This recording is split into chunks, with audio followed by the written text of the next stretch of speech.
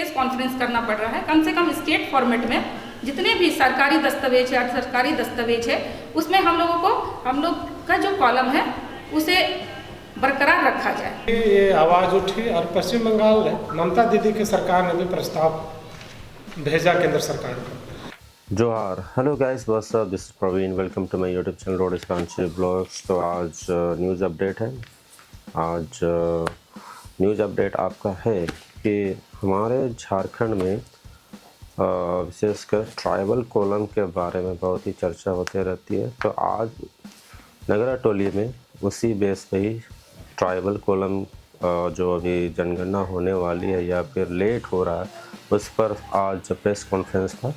तो हमारे जो ट्राइबल कम्युनिटी, आदिवासी इंडिजीनियस कोऑर्डिनेशन जो कम्युनिटी द्वारा आज प्रेस कॉन्फ्रेंस रखा गया था, तो वो उस ट्राइबल कॉलम के बारे में क्या बताने चाह रहे, क्या कह रहे हैं, तो आप उसको सुनिए। एंड हमारे जो झारखंड गवर्नमेंट जो हेमंत सोरेन जी है उन तक बात पहुंचाना चाहते हैं कि कैसे मतलब इम्प्लीमेंट करना है, क्या उस पर काम करना है। क्योंकि सरना कोड के बारे में रिसेंटली जो धरना प्रदर्शन हुआ था और सदन में पारित भी किया गया था, बट वो सेंट्रल गवर्नमेंट पे अभी तक वो पारित नहीं हो पाया है और लेट विलंबित है अभी तक।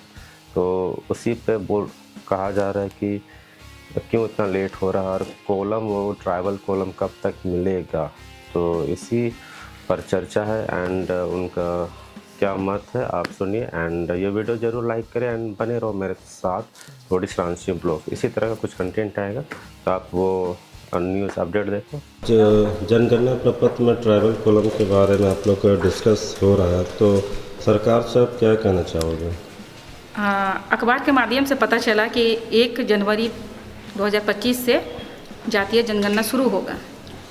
और चूँकि झारखंड में हमारे राज्य के माननीय मुख्यमंत्री जी आदिवासी / सरना कोड की मांग प्रस्ताव को पारित करके केंद्र में भेजा गया है, लेकिन अभी तक कोई इम्प्लीमेंट नहीं हुआ है कि इस तरह का हम जातीय जनगणना होना है और किसी भी तरह की कोई तैयारी नहीं है। तो हम लोग सरकार से यही डिमांड करते हैं, मांग करते हैं कि आप जो डिमांड केंद्र में भेजे हैं उसको कम से कम राज्य सरकार का जितने भी सरकारी दस्तावेज है उसमें इसे लागू किया जाए, ताकि जनगणना में हम लोग का सही आंकड़ा, आदिवासी सरना समाज का आंकड़ा सुनिश्चित हो पाए।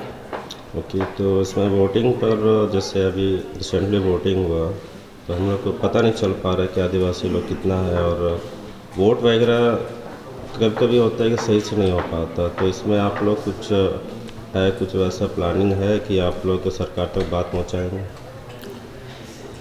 हाँ, वोट में तो देखिए आदिवासी समाज के लोग हमेशा वोट को महत्व देते हैं और सारे देखिएगा ग्रामीण क्षेत्र में सही तरीके से लोग निकलते हैं वोटिंग के लिए। लेकिन सही सुझाव है कि फिर भी पारदर्शिता नहीं है, तो पारदर्शिता लाने की आवश्यकता है सरकार को, यही हमारा सुझाव है। अच्छा, तो कॉलम बन जाने से क्या फ़ायदा होगा?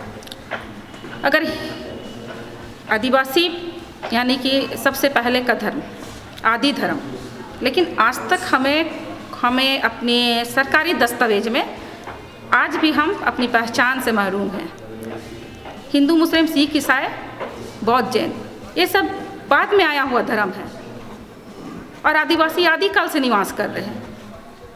उसके बाद भी आज तक पहचान के लिए मोहताज है।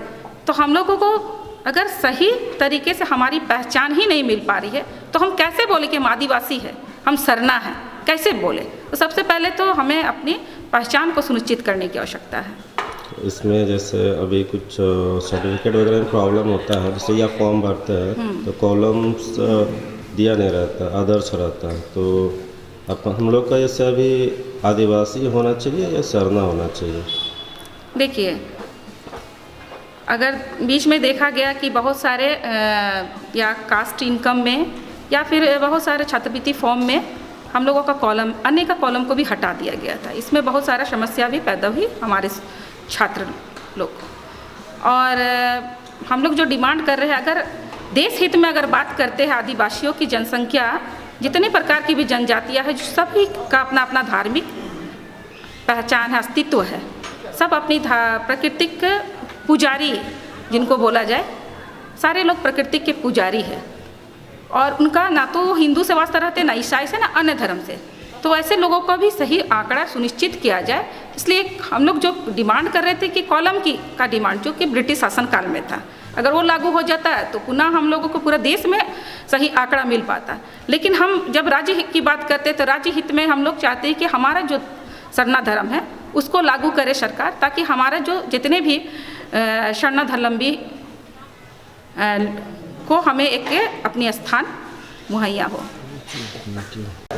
जनगणना के बारे में बताइए। आज जो आपने प्रेस मीटिंग रखा है, किस पर्पस पर रखा है? जोहार। प्रिंट मीडिया से पता चला कि 1 जनवरी 2025 से जनगणना की शुरुआत पूरे भारतवर्ष में होने वाली है। चूँकि हमारा संगठन 2015 से कंटिन्यू जनगणना के इशू पे काम कर रहे हैं, आंदोलनरत हैं और प्रत्येक राज्य में सभा सेमिनार होता आ रहा है। हमारा डिमांड शुरू से रहा है कि जनगणना में ट्राइबल का सेपरेट कॉलम हो। वो इसलिए कि जनगणना की जब शुरुआत हुई 1871-72 में, तो उस समय से आज़ाद भारत 1951 तक एबोरिजिनल, एनिमिस्ट, तो ट्राइबल कॉलम था। हम लोगों ने निरंतर आंदोलन के दौरान कहा, केंद्र सरकार को मेमोरेंडम सौंपते रहा कि सेपरेट कॉलम हो जिसमें आदिवासियों की पूरे भारतवर्ष में जनगणना सही हो, जिससे परिसीमन बढ़िया होगा, सीटें नहीं घटेंगी, अपनी सीटें बढ़ेंगी। दूसरी बात, रिजर्वेशन पे प्रतिकूल असर पड़ता है, वो ठीक ठाक होगा। तीसरा, सरकार को हमारे लाभ के लिए जो योजनाएं बनानी हो वो बेहतर हो सकता है, क्योंकि सही आंकड़ा रहने पर। तो अभी हम लोगों ने जो प्रेस वार्ता बुलाया था, मेन मकसद यही था कि झारखंड में हेमंत सोरेन सरकार ने सरना ट्राइबल करके प्रस्ताव पास किया था। हम लोग चाहते हैं हेमंत सोरेन सरकार से कि जनगणना के दौरान झारखंड राज्य में उसे इम्प्लीमेंट करें। इससे फ़ायदा होगा कि पश्चिम बंगाल, चाहे आंध्रा, चाहे अन्य राज्यों में भी वहाँ के जो मानने वाले, आस्था और विश्वास करने वाले आदिवासी हैं, उनकी पहचान भी उन राज्यों में स्थापित हो पाएगी। जोहार, मैं अरविंद राव। आज का जिस तरह से प्रेस मीटिंग हुआ है, उस जनगणना पर आप क्या कहना चाहोगे?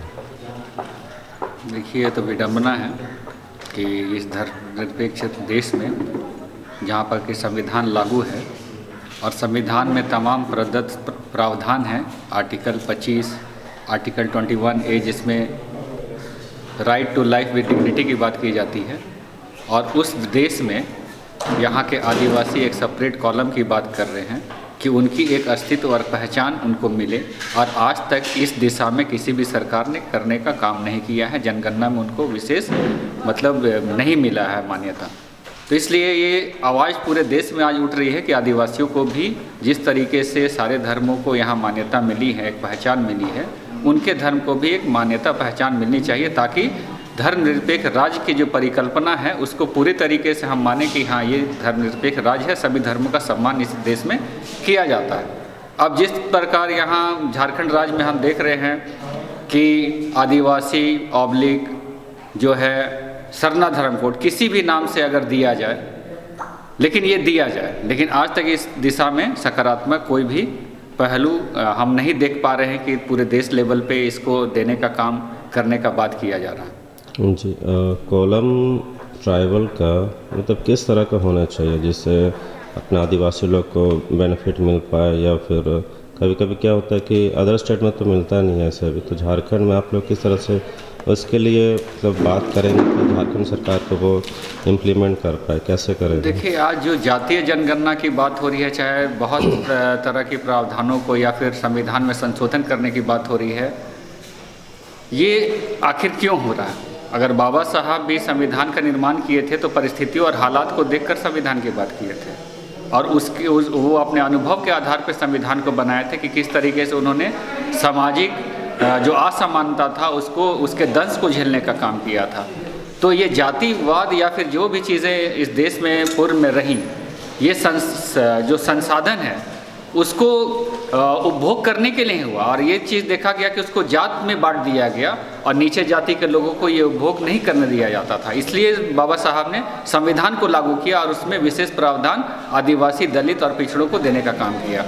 और आज इस झारखंड राज्य की अगर बात करें तो यहाँ पर तमाम संविधान में प्रावधान प्रदत्त है, लेकिन आज तक उस दिशा में काम तो नहीं हो रहा है। तो मुझे ये लगता है कि कितना भी कानून क्यों ना बन जाए, पॉलिसी क्यों ना बन जाए, अगर मंशा साफ नहीं हो तो वो कभी लागू देश में या फिर राज्य में नहीं होने वाला। इसीलिए आदिवासियों को तथा सभी लोगों को जो भारत के नागरिक हैं, सभी को अपने जो अधिकार है उसके लिए जागरूक होना चाहिए ताकि वो उनको लागू करवा सके। और हम चाहते हैं कि आदिवासी समाज भी जागरूक हो और अपने अधिकारों की लड़ाई को लड़े और अपने तमाम अधिकार, जो संसाधन और सत्ता में भागीदारी होनी चाहिए या फिर तमाम जो ज़मीन के अधिकार है वो सारे उसको प्राप्त हों। और कोलम कब तक ये लड़ाई चलते रहेगी इस बारे में, ट्राइबल कोलम के बारे में कब तक चलते रहेगा? देखिए, आदिवासी या फिर सरना कोड की लड़ाई जो है आज से नहीं चल रही है। ये कार्तिक उरांव बाबा के समय से बात करें या फिर उससे पहले भी रामदयाल मुंडा की बात करें, बहुत समय से चल रही है और आज भी चल रही है। और ये तब तक चलती रहेगी जब तक कि सरकार हमारी मांग को नहीं मान लेती है। आज भी इस दिशा में तमाम सामाजिक संगठन के लोग काम कर रहे हैं, धार्मिक संगठन के लोग काम कर रहे हैं और वो इस आशय के साथ काम कर रहे हैं कि तब तक वो अपने लड़ाई को जारी रखेंगे जब तक कि सरकार उनके बातों को नहीं मान लेती और उनके अधिकार को देने का काम नहीं करती। Thank you. झारखंड में ट्राइबल कॉलम के बारे में बहुत सी चर्चा होती है बट उस पर काम नहीं होता, तो इस बारे में आप क्या कहना चाहोगे? गवर्नमेंट को क्या कहना बताओगे, कैसे करना है यहाँ पर? देखिए, ऐसा है कि प्रदेश स्तर पर हो या राष्ट्रीय स्तर पर हो, जिस प्रकार हम लोग राष्ट्रीय आदिवासी इंडिजिनस धर्म समन्वय समिति भारत के माध्यम से पूरे भारत में पूरे देश के आदिवासियों की आस्था पहचान को बरकरार रखने के लिए ट्राइबल कॉलम की मांग को हम लोग पुरजोर तरीके से उठाते आए हैं। वो दिल्ली की बात हो या विभिन्न प्रदेशों की बात है, आज हमारे झारखंड में खास करके सरना को मानने वाले, हमारे प्रकृति धर्म को मानने वाले बहुत अधिक संख्या में हैं। और हमारी हमारी सरकार है, हेमंत सोरेन सरकार है, तो अगले बार हम लोगों ने एक मानव श्रृंखला बनाई थी जिसमें कम से कम 15 लाख लोग जो है रोड पे आए थे और उसका दबाव पड़ा कि हेमंत सोरेन सरकार के माध्यम से उसे पारित करके सेंट्रल में भेजा गया। आज जो है पुनः हम लोग चाहते हैं, जिससे हम लोग का आज प्रेस कॉन्फ्रेंस हुआ तो ये प्रिंट मीडिया के माध्यम से हम लोगों को जानकारी मिला कि जनवरी 2025 से जनगणना होने जा रही है। तो जो जनगणना होने जा रही है तो हमारा डिमांड है कि जो हम लोग ट्राइबल कॉलम की जो मांग हम लोग कई वर्षों से करते आ रहे हैं उसे सरकार इम्प्लीमेंट करे और कम से कम जो हमारा जिसे हमारे हेमंत सोरेन हैं तो उनके माध्यम से यदि ये मैसेज जाता है तो इसका बहुत बड़ा मैसेज होगा, क्योंकि पूरे भारत के जो आदिवासी समाज है बहुत ही आशा भरी निगाह से हेमंत सोरेन सरकार को देख रहा है, क्योंकि झारखंड में जो प्रभाव होता है, जो यहाँ की गतिविधि होती है, उन्हीं गतिविधियों को पूरे देश की आदिवासी समाज अवलोकन करता है और अपने प्लान को बनाता है। तो आज यदि हेमंत सोरेन सरकार अपने माध्यम से अपने राज्य में सरना आदिवासी जो पारित करके भेजे सेंट्रल गवर्नमेंट को, उसे यदि इम्प्लीमेंट कर देते हैं तो क्या होगा कि जितने भी संस्थाएं हैं, भारत सरकार के स्टेट गवर्नमेंट की संस्था हो या भारत सरकार की संस्था हो, उसमें जो है वो सीधे दिखाई देगा और जो भी हमारी आस्था पहचान के तहत जो हम लोग लड़ रहे हैं वो बरकरार रहेगा और हमारे समाज में किसी प्रकार का कन्फ्यूजन नहीं होगा, क्योंकि ये प्रायः ये घरों में देखा जाता है, जैसे ही कोई फॉर्म भरने की बात आती है तो हमारा जो खास करके जो अदर के कॉलम में जो दिखाया जाता है तो वहाँ पर हमारे लोग कहते हैं कि हम अदर में क्यों हैं, क्या हमारी कोई पहचान नहीं है, जबकि हम लोग इस देश के मूल निवासी कहे जाते हैं, हम लोग यहाँ के मूल मालिक हैं। तो मूल मालिक का बाहर छाया हुआ है, तो मूल मालिक जब अन्य के सेक्टर में या अन्य धर्म के कॉलम में दिखाई देगा तो हमारा अस्तित्व ही मिट जाएगा। इस प्रकार हम सरकार से चाहेंगे कि जो सरना आदिवासी करके सेंट्रल गवर्नमेंट को भेजा गया है उससे अविलंब जो है यहाँ पर लागू करे, जिससे कि हमारी पहचान बरकरार रहे। मैं राजकुमार कुंजाम, सह संयोजक, राष्ट्रीय आदिवासी इंडिजिनियस धर्म समन्वय समिति, भारत।